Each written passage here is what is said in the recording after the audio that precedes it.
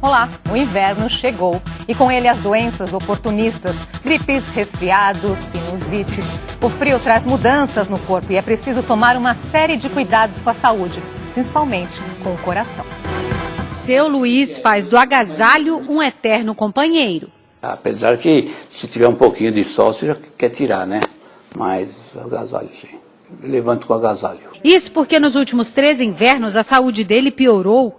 Devido ao infarto, sei lá, como já tive 2 e um AVC, então a gente fica assim, qualquer dorzinha no peito, você já fica, opa, será que é? Já vai lá medir a pressão.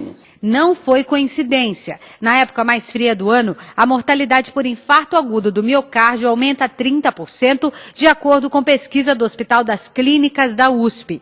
Entre os pacientes com mais de 75 anos, chega a crescer 44%.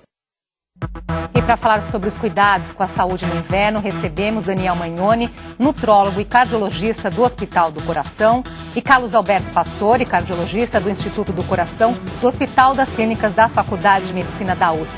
Participe aqui da nossa conversa, mandando suas perguntas e comentários pelo Facebook e também pelo Twitter. Os endereços estão na sua tela. Obrigada pela presença hoje aqui com a gente. Começar explicando, então, o que acontece com o nosso organismo durante o inverno, nesses dias mais frios. Daniel, você quer? Pode ser? Por favor. Vontade. Não, de qualquer forma, as mudanças metabólicas são muito grandes, quer dizer, o frio promove uma série de alterações e também promove alterações cardiocirculatórias, quer dizer, do ponto de vista cardiológico, a gente tem alterações importantes. Por exemplo, sobe um pouco a pressão, talvez pela vasoconstrição dos vasos, que você fecha um pouco os vasos, a pressão sobe um pouco. Há uma alteração realmente dinâmica dentro dessa mudança do frio, né? Quer dizer, o frio traz alterações, principalmente na parte aí circulatória. Doutor. O homem é um animal. E o animal ele precisa se adaptar ao mundo que vive. Como o pastor colocou, ele tem que procurar alimentos, responder à agressão do mundo. Então ele aumenta a pressão, ele fica mais pálido porque o organismo manda mais sangue para o coração, para mandar mais para o cérebro, para correr, para se defender. E do ponto de vista nutricional, ele procura alimentos mais calóricos, porque no inverno ele gasta mais caloria. Então esse animal vai se alimentar de mais carboidrato, mais gordura, mais proteína, para se preparar para a agressão do mundo. É um momento muito peculiar. E do ponto de vista nutricional e do ponto de vista de saúde, de cardiologia, existem inúmeras ações que nós podemos fazer para tentar evitar grandes riscos, como foi colocado nessa pesquisa da USP, o infarto agudo do miocárdio e também o acidente vascular cerebral. Agora a gente percebe, claro, existe a questão de gosto. Eu gosto mais dos dias quentes, do verão, eu gosto mais do inverno, mas tem gente, muda também a disposição das pessoas, não existe uma explicação para isso? Tem um pouco na mudança da energia, né? Talvez você no inverno durma melhor, né, você consegue realmente ter um pouquinho mais de atividade, ter uma certa energia, como o Daniel colocou, você se alimenta um pouco melhor, quer dizer, há realmente essa possibilidade de você trabalhar um pouquinho mais forte, porque o calor te dá vasodilata, a pressão cai, você não fica realmente com tanta força como o inverno parece que te dá. Eu acredito que isso aconteça, assim. Agora, essa reportagem chama muito a nossa atenção, porque aumenta, né? Aumenta muito, e no aumenta idoso muito. Há como evitar, como cuidar, né, do coração? Tem que mudar alguma coisa nos nossos hábitos? Tem uma doença de base aí, né, André? Quer dizer, que é importante. Quer dizer, nos indivíduos que já têm essas doenças cardiocirculatórias, quando tem o inverno, você tem mais infecções. A infecção também vem um processo inflamatório, piora a condição inflamatória, que é a base dos vasos para ter mais entupimento, vamos dizer. Então isso acontece realmente, mesmo essa subida da pressão, esse movimento das próprias placas que revestem as artérias, isso o inverno favorece realmente. E eu acho que isso é uma possibilidade de você ter aumento dos quadros mais agudos, né? Uma coisa importante a gente vê, por exemplo, no consultório, eu tenho pacientes do norte do Brasil, que é um clima mais quente, o paciente deve procurar o seu médico para, às vezes, adaptar a medicação. Não há dúvida. Um diurético, que às vezes não é necessário no verão, pode ser importante no inverno, onde você sua menos. Então, a mudança do pleno verão, do pleno inverno, o médico pode evitar problemas se ele adaptar a medicação. E também na alimentação, tentando fracionar mais, comer mais vezes e com menos caloria, porque a gente sabe, o inverno dá fome. Fome é caloria. Caloria em excesso e está com frio, não quer fazer atividade física, exatamente, engorda dá aquela mais. preguiça, né? Então, esse momento, como nós estamos hoje em São Paulo, 15 graus, a pessoa precisa se adaptar a isso.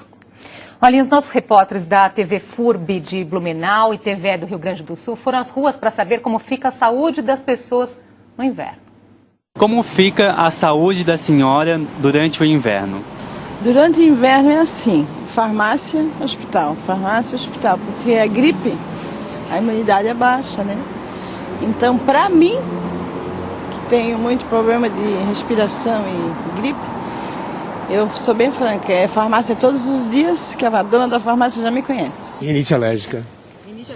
Bastante. Tenho rinite, aí eu fico, o nariz incomoda um pouco. Com relação à saúde, problemas respiratórios, alguma coisa assim? Tem ou não?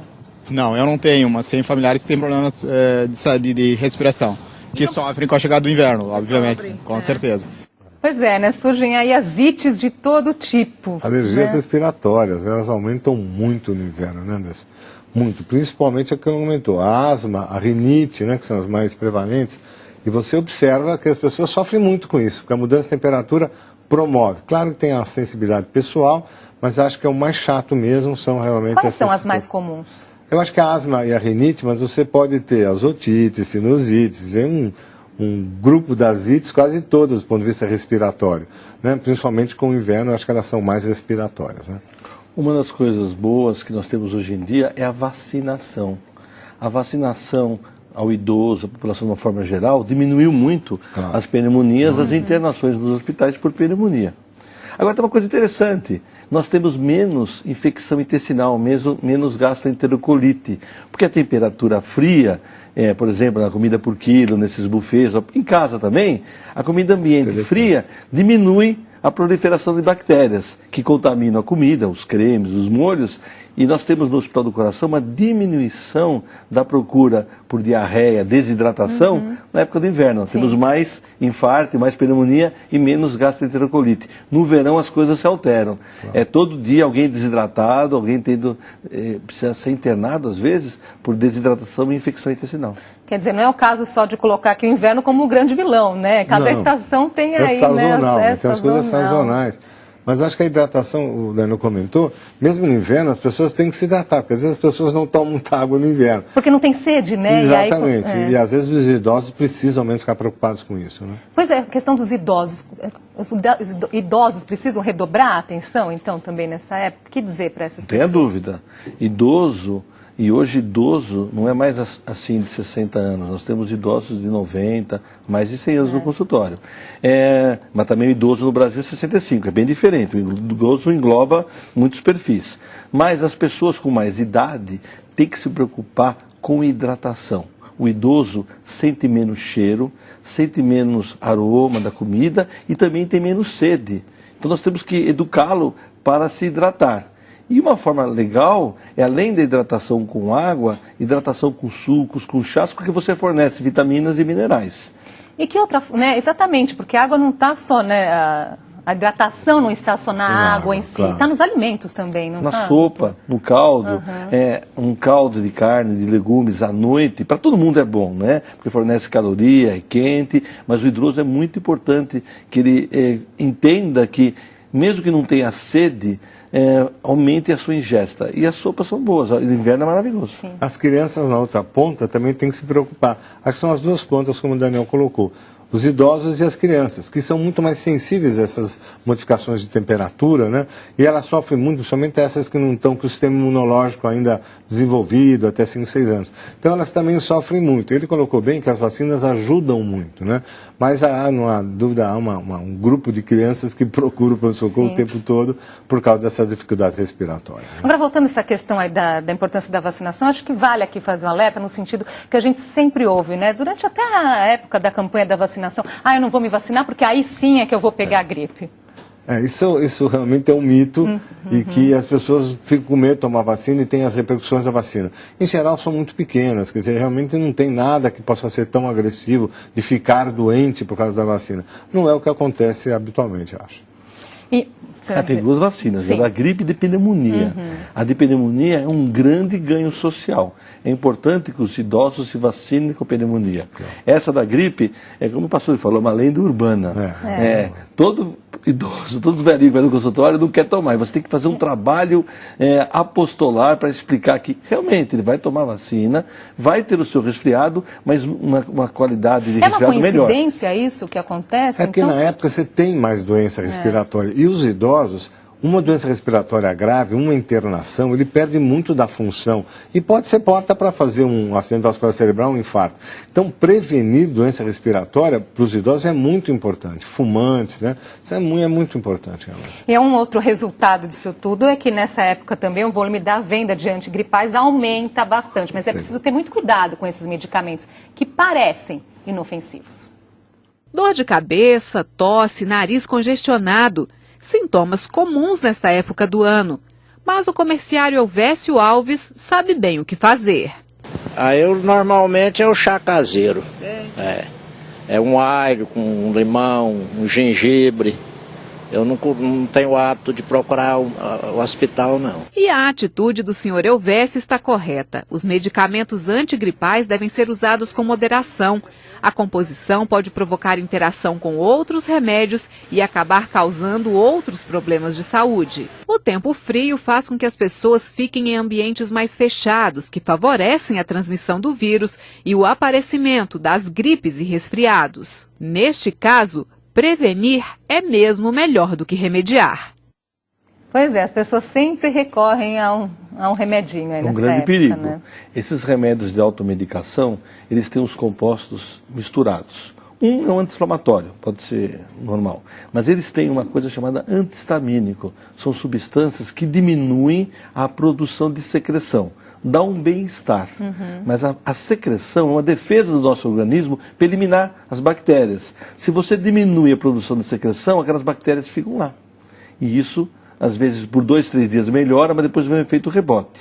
E o terceiro componente, que é muito preocupante também, é aquele que são umas substâncias que melhoram o efeito da secreção também, mas podem gerar muita arritmia, problemas do coração, aumenta a frequência cardíaca, aumenta a pressão arterial. Então, muito cuidado com a automedicação no inverno. Agora, o doutor Mano até colocou assim, e esses medicamentos aí me parecem que combatem também os sintomas, não é? Não sei nem antigripal, não sei nem se esse é o termo correto. No fundo, quer dizer, eles juntam tudo que pode ser realmente repercutido por um estado gripal. Mas o que o Daniel colocou é muito o anti-inflamatório não é um remédio inócuo, porque no inverno também vem dores. Então o pessoal adora o anti-inflamatório, que aumenta demais a pressão, mexe com a função renal. E como ele colocou, alguns são vasoconstritores que pioram a condição cardíaca. Então, tomar remédio assim, ir na farmácia e tomar medicação sem orientação médica é perigoso, principalmente nas pessoas idosas, como a gente comentou. Né? Como prevenir, então? Primeiro, também, faça, entre aspas, curta a sua gripe. Sim. Vá para casa, veja a TV Cultura o dia inteiro. Eu gostei. Se alimente agora. muito bem. Porque se você vai trabalhar, se você trabalha no contato com o seu cliente, vai ser horrível tossir, espirrar, assoar o nariz. Se estiver num ambiente fechado, você vai desencadear a gripe em todo o escritório. Então, curta esse resfriado, passe 2 dias em casa, que no terceiro dia você está melhor. O descanso é mesmo importante. Melhor. E aí acho que vale a pena também a gente falar da outra questão, né, a importância de ficar em casa e ter esse descanso. E quando ir no hospital? Porque a gente percebe que logo a pessoa já vai para o pronto-socorro e aí vai ali, é mais um local de aglomeração. Tem um período. E às vezes não precisaria, não é, doutor? O estado gripal, o resfriado, a gripe, eles são 3, 5 dias que não passa disso. Você tem que estar atento para as complicações desses quadros. Que aí vem as ites que a gente comentou. Você fazer uma otite, uma sinusite, uma pneumonia. E aí você percebe que aquele quadro arrastado pode te levar para um hospital. Eu acho que você tem um tempinho, que você vê se melhora ou não. Quanto tempo que é? Eu acho que no máximo 5, 6 dias. Se não melhorar em 5, 6 dias, aí sim. Se não é um especialista. Né? Febre alta, dor forte no corpo e catarro de verde escuro. Isso tem que ser observado. Um idoso com esses sintomas vai no hospital, vai ser examinado, se necessário fazer uma radiografia. Mas hoje, por exemplo, de manhã cedo, no pronto-socorro do Hospital do Coração, estava lotado. de pessoas com simples resfriado que querem uma solução. E qual que é o perigo disso, justamente, né, dessa frequência e tanta gente em um ambiente como esse, sem a necessidade? Né? Porque a transmissão, no fim, você ganha mais uma bactéria, quem sabe ali naquele ambiente. Aí sim pode sair de lá com um problema que não tinha. Não tinha, porque se você ficar seu resfriado curtindo em casa, como o Daniel falou, pode passar em 3, 4 dias. Fica um troca-troca de vírus lá, monstruoso. Sim. No pronto-socorro. Então, não é necessário. Agora, o teu avô de 95 anos fica mais atento. A criança, mais atento. Mas tenha bom senso. E na questão da prevenção, o que nós podemos dizer aqui? Acho que o Daniel comentou bem da vacina. Eu acho que a vacina foi um grande ganho, né? Agora, as pessoas que já têm uma sensibilidade pulmonar, que têm uma asma, eles têm que evitar ambientes com aglomerados, mudanças de temperatura. A própria casa, eles já fazem um trabalho para evitar as coisas com muito pó. Você vai buscar a blusa que está lá há 1 ano, né? Com muito ácaro, que é o bichinho lá que te traz a resposta da alergia. Então, há uma possibilidade, principalmente das pessoas que já têm